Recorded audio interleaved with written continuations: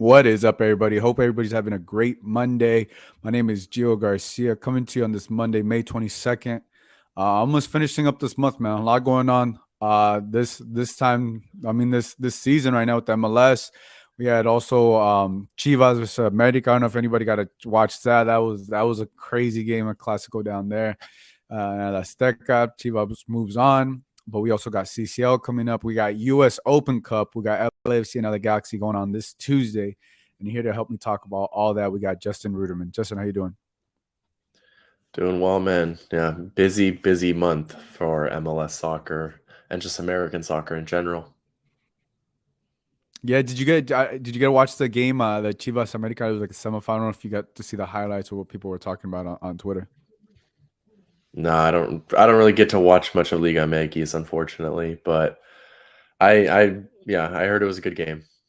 Yeah, it was a crazy game. I caught the end of it, but Chivas moves on. They beat America in Estadio Azteca, which was crazy. And I forgot who got a red card. One of Club America's players got a red card. Obviously, they played with 10 men. Chivas did essentially the impossible to beat Club America in their home stadium, and it was just insane. And that one thing about Liga MX, which is exciting, it has that culture, it brings that excitement, and you get stories like this. So yeah, they move on to the final. I saw my whole timeline when I was looking on Twitter. It was everything about Chivas and everything like that. And it's cool to see. It's cool to see that the rivalry is still strong over there. But obviously, we also got a rivalry here going on as well. Let's talk about this weekend because we also had LAFC versus San Jose. LAFC was finally able to beat San Jose. It looked like it was going to be a tie. They ended up winning 2-1. Obviously, you and I were both there at the game. Let's talk about a little bit about the game because LAFC didn't. They started. They Carlos Vela Buanga and who else? They didn't start. And they went with obviously the subs and a couple younger players. What'd you think of this matchup? Yeah, I mean, a little bit of rotation, Bogusz and Butte coming in. But I mean, the back line rotation is forced. Obviously, only one fits center back, so then you're forced to put Sergi Palencia at center back, and he obviously does not play center back, though he's done an admirable job thus far in that position.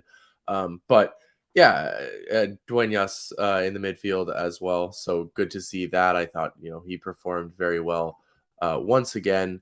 So he just keeps impressing, I think, and of course, CCL is the focus. So that's, what LAFC is doing right now, a rotation. I think you're going to see a lot more rotation coming up on Tuesday. So, yeah, it was a little bit of a slower game, I think, partly due to the fouls, partly due to the referee stoppages, referee decisions in the first half, especially. Slowed the game down a little bit. But overall, I mean, it was basically the exact opposite game, I guess, as it was at Levi Stadium, right? Because in both games, the home team opened the scoring within the first 10 minutes. There was the away team equalized about mid game. And then, of course, a late penalty winner for the home team. So it went San Jose's way when they were at home at Levi's, now LAFC's way at BMO Stadium. Yeah, no, there was just so many different things going on with this game. Obviously, Stipe opening it up, and you mentioned Eric Duenas getting the start there. I mean, I really like his progression. I like him being able to play with the first team, and we're starting to see right what the academy is producing, and if Eric Duenas eventually cements himself to be that guy in the midfield. We have things of Cifuentes is probably going to move on to Rangers. Tillman is there. You still got Elias Sanchez. You got a lot of players there in that depth, but if Eric Duenas eventually becomes a guy at the midfield, I think is going to be like I've mentioned this before. It's a cherry on top because you got a player from your academy. You're producing them within the academy. It doesn't cost the club anything. You're not paying to transfer him here or anything like that. You're growing within your academy, and I think that has to be one of the most exciting things for LAFC. Out of all the things they've done, after winning championships and everything that they've done, I think being able to produce your own talent within Southern California and have that Southern California representation on your team, I think it's massive. Yeah, no, absolutely. And they've done a fantastic job. I think if you look at any successful club around the world, they have a successful academy that produces talent for them. Not only for their first team, but produces, funding for their first team as well when they move players on that maybe are very good, but maybe not quite good enough for their first team. Or different situations, but it's a big thing, and I think the way that LAFC created their academy, starting with a single U12 team, or a single a U13 team, back when Duenas was on that team at 12 years old, um, joining that, and I think it's just great to see for that progression as LAFC have built the academy into what now nine, seven, I think. Academy teams, 7, I believe. So it's just really, really good to see the progression of the LAC Academy starting in 2016 all the way to now, nearly a decade almost. We're getting up to there.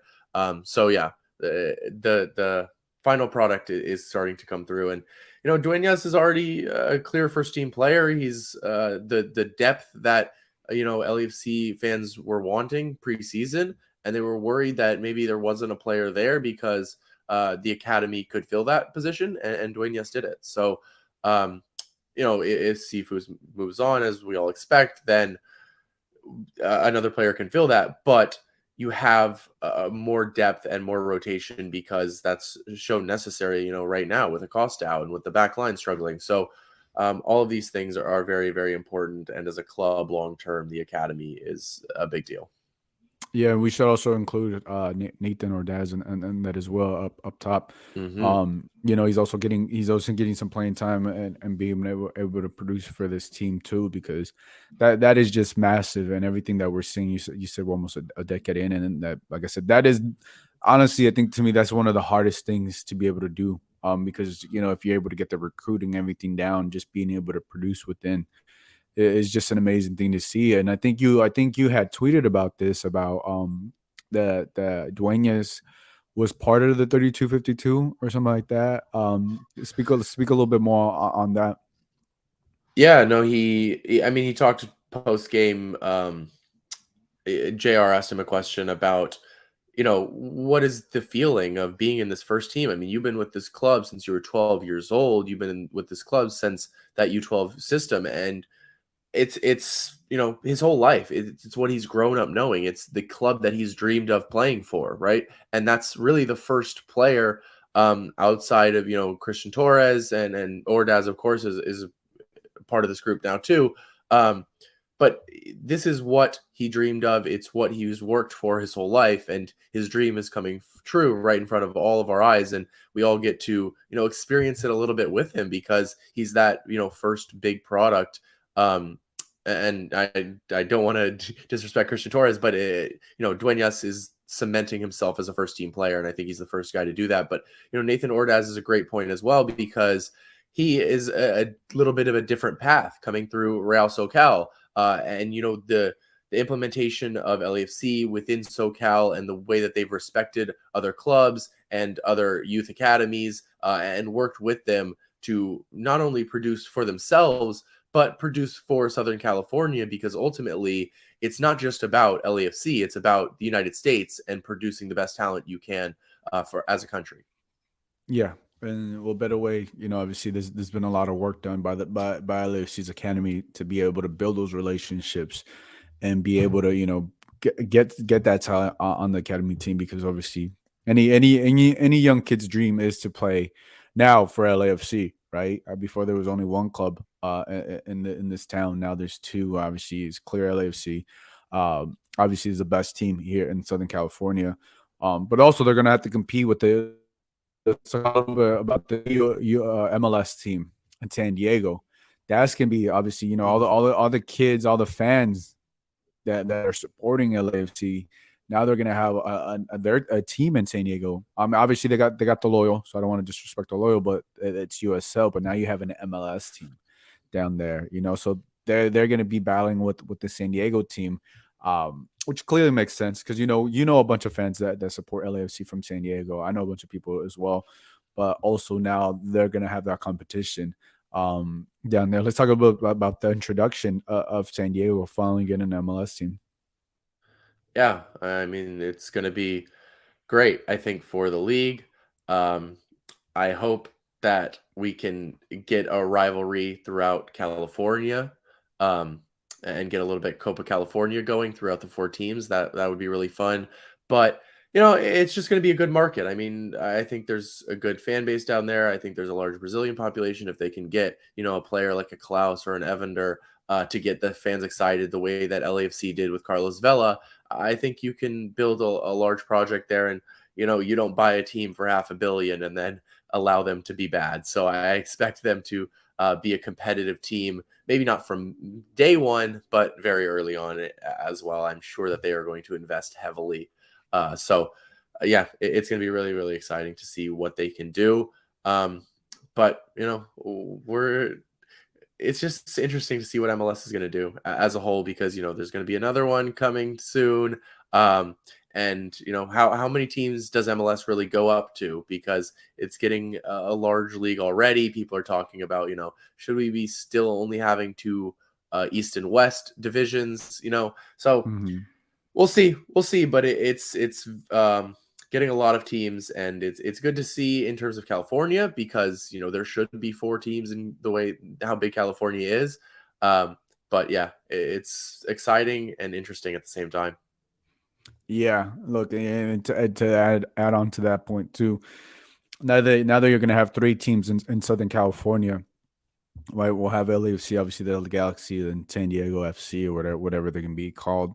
Um, Mhm. yeah, to me, I think this not only adds that rivalry that you say you were talking about Copa California, but also think in a weird way, it kind of hurts the Galaxy because right now they're the worst team in the league, at least in the West.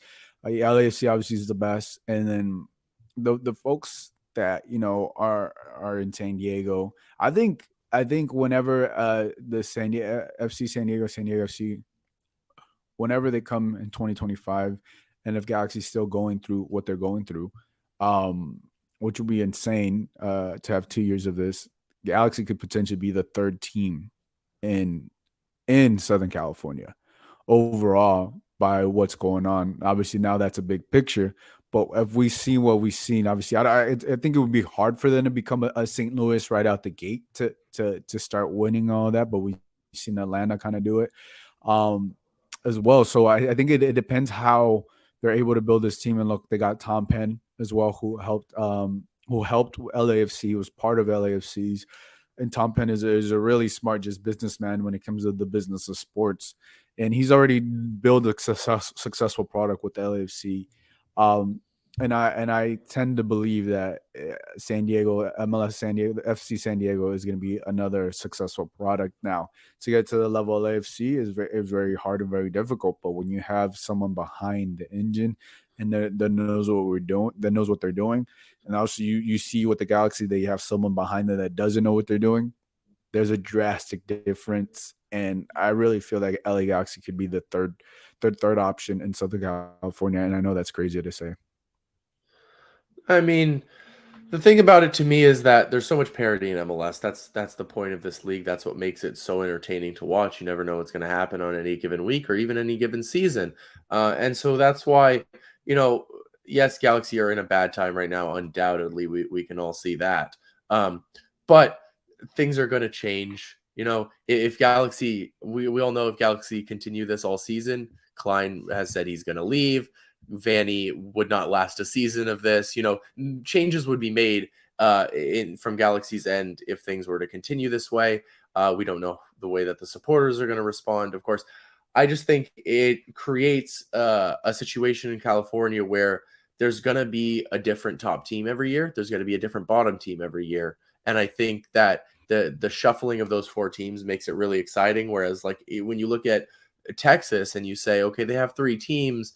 Um, but really, Houston Dynamo have been bad for a while, and they're doing better this year. Don't get me wrong, but I think there's a little bit more of an opportunity for one team to be at the bottom or one team to be at the top. Where I think if you have 4 teams, especially 3 teams that are going to spend in the 3 Southern California teams, then you're going to have continuous competition. which I think is great. And we were talking about the academy as well. Galaxy's academy should not be slept on as well. Jalen Neal is a fantastic product. So it's just going to be very, very competitive. And I think while LAFC are going to want to continue to dominate this Southern California, Galaxy are not going to want that. And I promise you, FC San Diego are not going to want that either.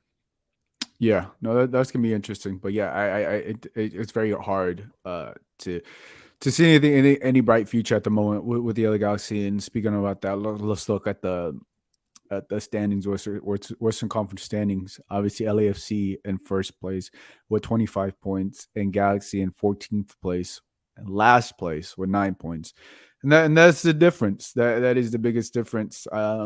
I saw a couple of people calling it an LA sandwich, and I think this is depending which side you're on. This is a great LA sandwich, or this is a terrible LA sandwich, right? This is one you want to have, and this is one you either don't want to have. But it just goes to show of everything we spoke on, and everything we've talked about, and everything that I've seen with my eyes, that how amazing and how much hard work LAFC has put in. And also to on the Galaxy side, what I've seen is just been terrible organization. They don't, like I mentioned, they don't support their fans, and I think all of that intertwined is what they're going on. And they got smacked by DC United. And look, it's not going to get any easier tomorrow, Tuesday, when they face LAFC. Now we'll see if LAFC will play the first team players and all that. We'll get into that, but just seeing this, Justin, I think just having a visual like this, at least for me, whichever side you're on, it has to be brutal. If you're a Galaxy fan, it has to feel amazing if you're an LAFC fan. I mean, perfectly put.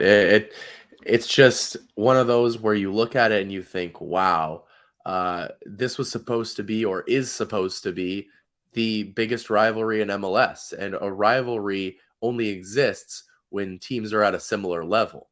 And, that is not the case right now. It's just really shocking to see Galaxy at the bottom of that. I think nobody is surprised to see LAFC at the top. It's really the surprise to see Galaxy at the bottom, right? And so, it's a long season. Maybe they can turn it around, but if Stop it. if this last, well, I mean, I don't think they're gonna. Well, look. If there's nine, what are they turning teams around, Justin? What are they turning around? My friend, there are 9 playoff teams. They're only 7 points off a playoff spot. So look, I don't think they're going to finish at the bottom. Will they get a playoff spot? Probably not. But point being is that this is not acceptable from a Galaxy perspective, and that so if it stays that way, like, it's just going to get worse and worse. And I think that changes will eventually happen. I mean, you've been one to say that Vanny needs to be sacked for a while on this podcast now. And, if they continue to sit at the bottom, that will eventually happen. I've continued to say that it's, he's not under the pressure that he should be from the front office. And that seems to be, I think a lot of people would have been sacked in his position now. But, if Klein stays till the end of the season, that's the situation that is at hand. It seems to me that he is putting all of his eggs in the Vanny basket, because if you sack Vanny and bring in a manager mid-season, there's not much likelihood for success there. Not that there's much likelihood for success at the moment either. So it's a tough situation, but you try and, if you're a Galaxy fan, at least be hopeful. I don't know how you can be, but maybe. I don't know, man. I know you're trying to give hope, and I'm on the other side of just logical side. And look, I think anybody that just sees it, to your point, I don't think they'll finish last at the end of the season, but like, yeah. Ooh, you didn't finish last. Great. You know what I'm saying? Like, right. No, okay, exactly. That's what I'm saying. But hold on. But you have Chicharito, you have Ricky Pooch, you have right. You're paying Douglas Costa $4.5 million, right?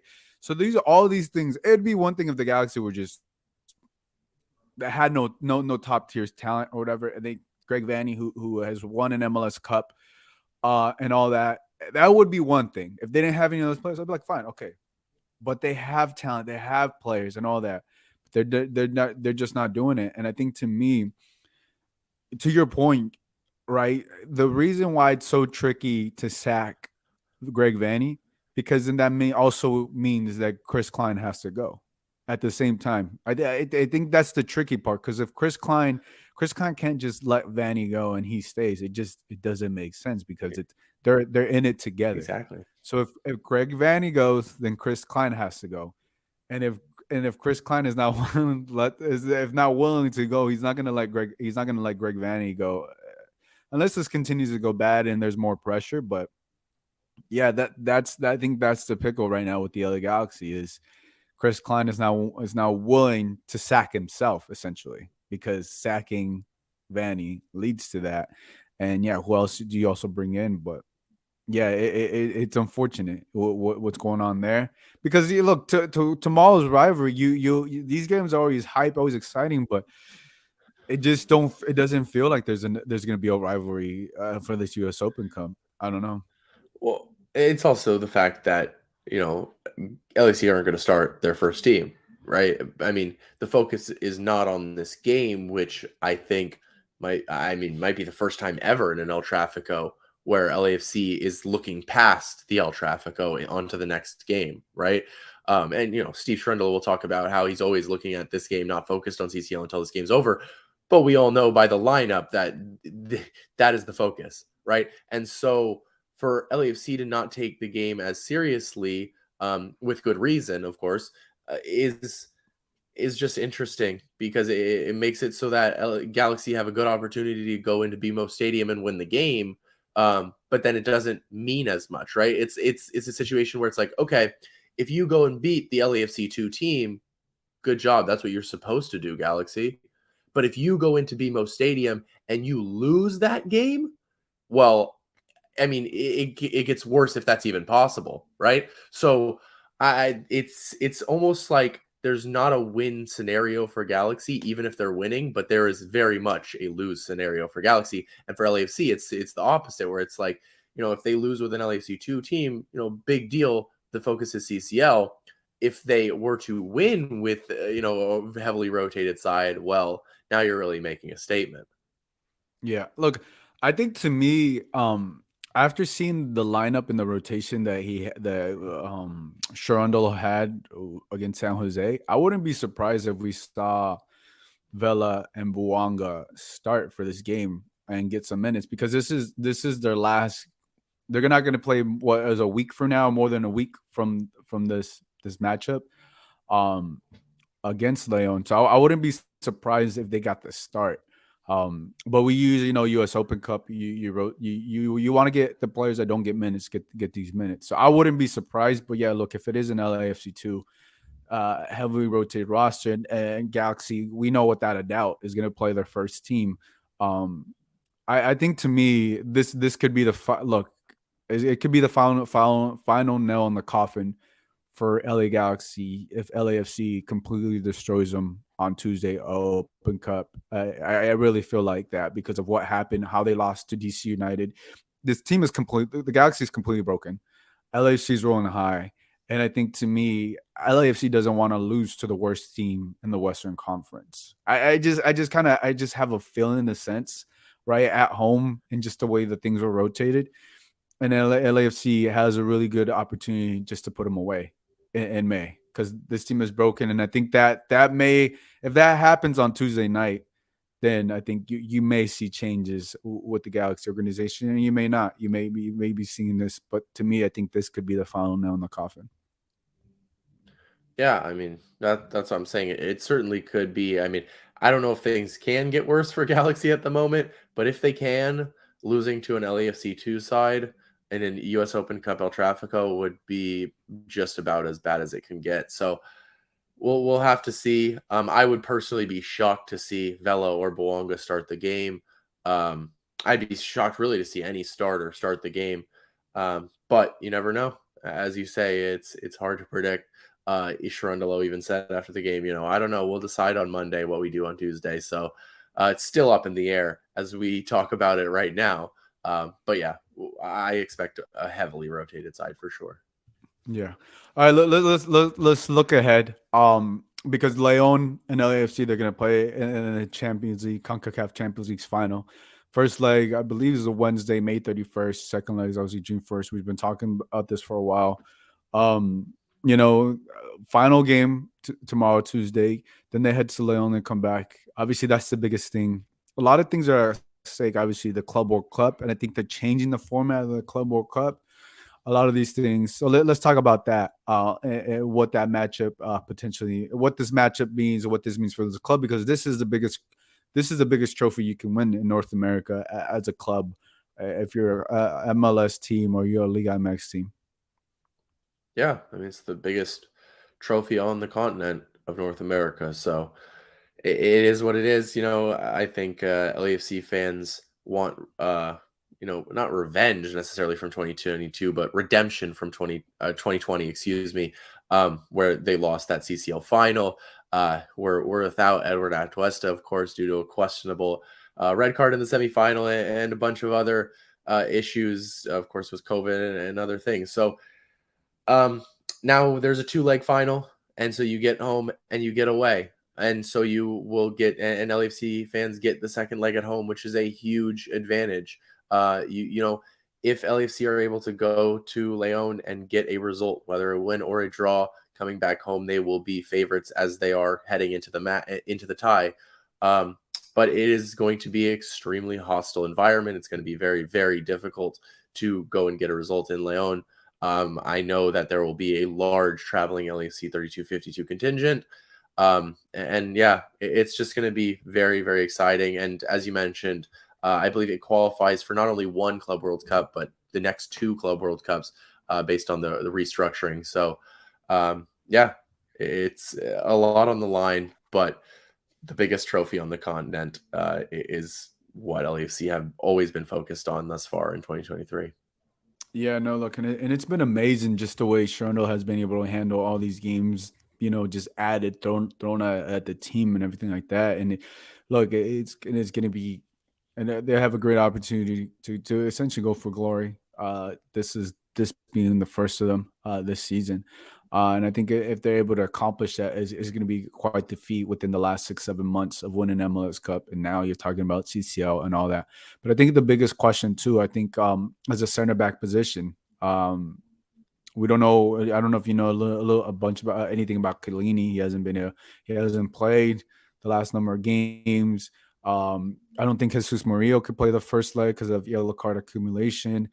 We just mentioned Palencia was playing center back. So us talk about that because of the depth that LAFC may have, at least at certain positions. That I think that may be a little bit worrisome for the black and gold. Jesus Murillo is fine. He was suspended for the second leg, uh, unless I'm mistaken, in the semifinal.